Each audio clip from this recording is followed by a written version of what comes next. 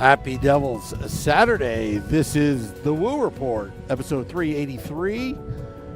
Coming to you live from the Primetime Radio Studios outside of the bunker on the cruise ship at Ketchikan Harbor. I think that's how you pronounce it, in Alaska. Streaming live at Facebook Live, YouTube Live, X Live, and Twitch on the Let's Go Devils Network as I'm just hanging out here on a beautiful Saturday morning, a happy Devils Saturday morning. No, this is not a green screen. Yes, this is not a green screen behind me. There's actually an airplane flying right behind me. One of those boat planes. You'll see it coming across right back there, over there. And this is Alaska, folks, as the vacation continues, and there is no off-season with this podcast.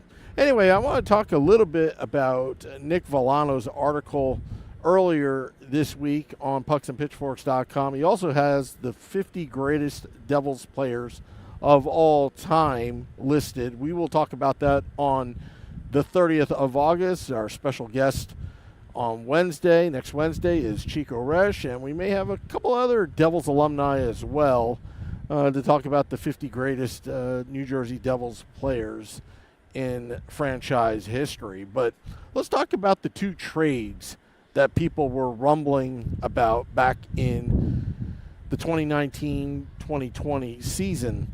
One was the Taylor Hall trade, and the other was the Blake Coleman trade. Now, for all intents and purposes, if you go back in time, Taylor Hall and Blake Coleman were fan favorites.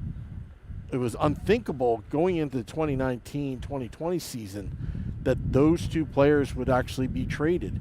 With the emergence of Jack Hughes being drafted in the first overall in the 2019 draft, and 2017, Nico Hischier, you thought that the future would be the core four. This is before Jesper Bratt ever became Jesper Bratt, a core pillar of the team.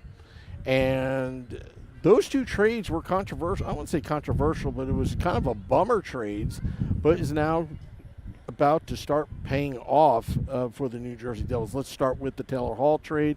Obviously, the assets and players that came back, you're talking about right now, let's just talk about the impactful ones. Dawson Mercer being that 18th overall pick. That is already a steal of the 2020 draft, but also being able to get that type of draft pick back for the New Jersey Devils, that has been somewhat of a game changer because who would ever thought that Dawson Mercer would become the player he has, being a 20-goal scorer in his second full NHL season. He can obviously score 30 goals, being the top six forwards, go along with Toffoli, Jesper Bratt, Jack Hughes, Nico Hischier, and Timo Meier. Dawson Mercer. Let's talk about Kevin Ball. 6'6", 6'7" defenseman.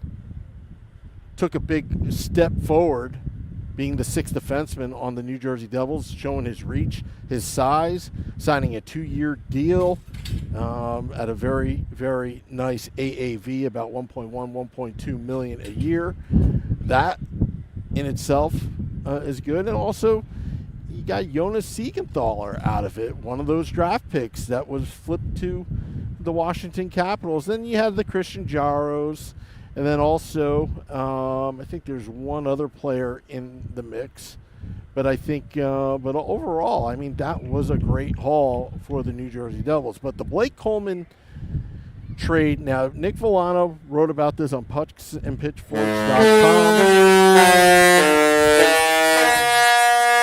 Yes, that is the ship horn. And great timing now that we're talking about Blake Coleman and that trade. You heard the Disney ship horn going on. But anyway, Nolan Foote is going to look to break the lineup, kind of like what Fabian Zetterlund was. You know, it's about that time. And Nolan Foote bringing the beef, bringing, I don't know, the pedigree, so to speak. Adam Foote being his father, also Cal Foote, his brother, also signing on with the New Jersey Devils. The Shakir Muhammadulin, again, 20th overall pick in 2020. That trade coming via Vancouver passing through Tampa to make that trade. Well, that was part of the asset that got Timo Meier. Timo Meier signing an 8-year deal, which I didn't think was going to happen. I'll be the first to admit that. 8-year, about 8 million a year. Again, kept it under 9 and kept the salary cap culture going with the New Jersey Devils. So, overall, it's just, I think those two trades, we will see the fruits. Well, we couldn't figure out then back in 2020, but we knew in a few years later we'd really find out what the impact those two trades that were made. One by Ray Shero, one by Tom Fitzgerald. It's what Tom Fitzgerald has done with the assets, with the draft picks. So, but yeah, so that's what I want to talk about just a little bit.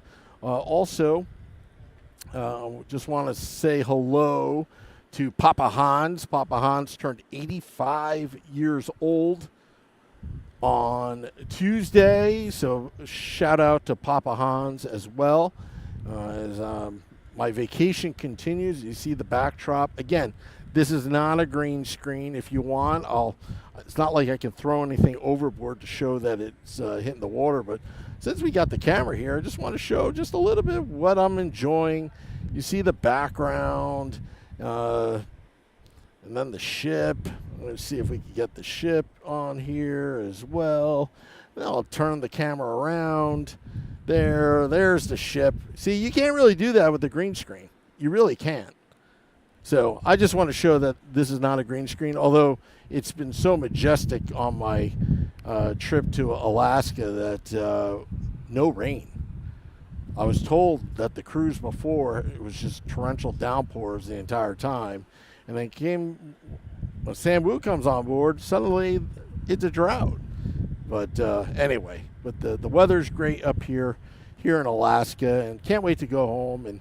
And again, Wednesday, State of the Fan address, we'll be talking about the 50 greatest New Jersey Devils players in franchise history. And we'll have Chico Resch on. We're getting more guests on as well. Former Devils, Nick Villano, pucksandpitchforks.com. Read his article before listening to and watching Wednesday night's podcast, August 30th. Also plugging September 17th, Season 7, the Sunday edition of the Let's Go Devils podcast at 9 p.m. Eastern. We'll be back getting everything started for a wonderful season of Devils hockey. But all right, well, going to get out of here.